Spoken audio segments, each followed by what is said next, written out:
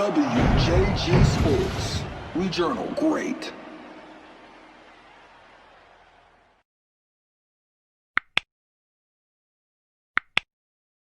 So, what was the, hiring process like for you to get here to Triple S?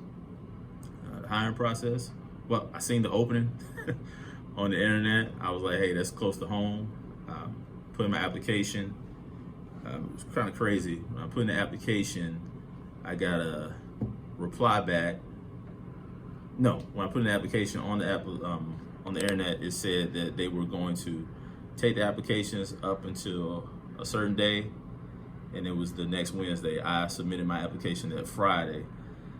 I submitted my application. 15 minutes later, I got a call back, said would I be interested in interviewing, and I was like, oh, I thought you guys weren't interviewing until next Thursday. But I interviewed that Tuesday. I got my second interview, I think that Friday. And then I had a third interview on the next Tuesday. And then it was a matter of them, just run the background checks and make sure everything cleared. And then when I got cleared, I met the athletic director and I met the principal. So it was a pretty smooth transition, So the hiring process, I say, was seamless. I had one other offer on the table, and it was quite a bit of ways away. So I decided I was going to stay right here in the county.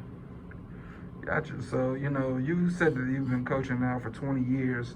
This is going to be your first chance to be a head coach for a high school program. What does that mean to you? It means a lot. Like I said before, you always want to have something of your own. Put your stamp on it, your style. I think every coach has their own styles. About it's kind of like being authentic to yourself and whatnot.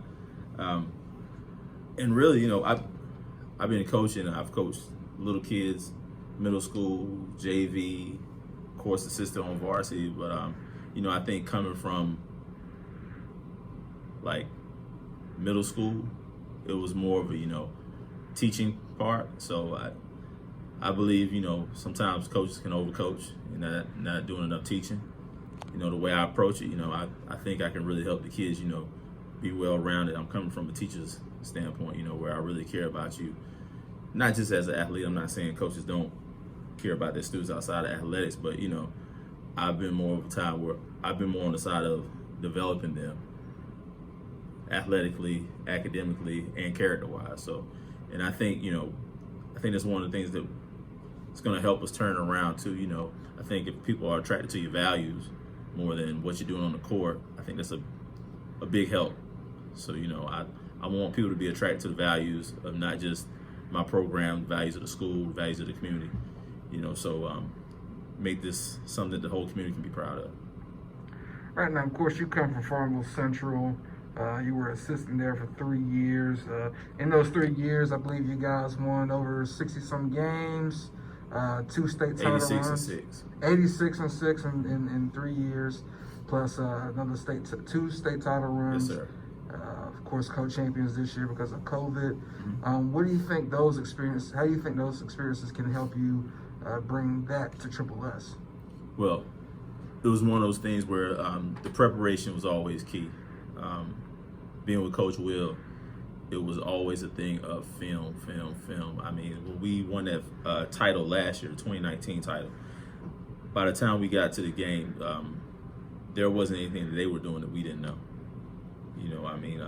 So you always hear about the importance of scouting, on the collegiate level and the pro level.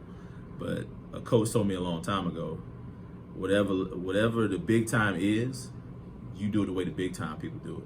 And even though I had watched film before, scouted before, see Coach Will's attention to detail, I think that makes such a big difference. So the preparation, the attention to detail, and one thing Coach Will did that I like to do as well, even when I came with him, and the guy who's gonna be one of the assistants with me, I think it's more important to, teach guys how to play instead of a whole bunch of plays. So I think that always helped us big because our guys could just play. If you go back, it's almost impossible to scout a team like Farmville Central. We didn't have any plays. Like we have our out of bounds plays, our sideline out of bounds, our baseline out of bounds, and then we ran some stuff to get guys free, but we rarely ran a play. last year, the 2019 team, I think we had maybe 4 set plays. We might have ran 2 all season, and then last year we didn't have any set plays. You know, it was like, it's not that, you know, we just roll the ball out and go play. I mean, we practice hard, but the thing was giving guys options, being able to break down the defense yourself, you know, and kids can do that. You know, you just got to instill that confidence in them and, you know, tell them what to look for. You know, like I said, we teach kids how to play. We're not teaching them a whole bunch of plays. We're teaching them, not necessarily coaching them, you know, because when the ball rolls out on Tuesday and Friday nights, your ability to manipulate the game is cut.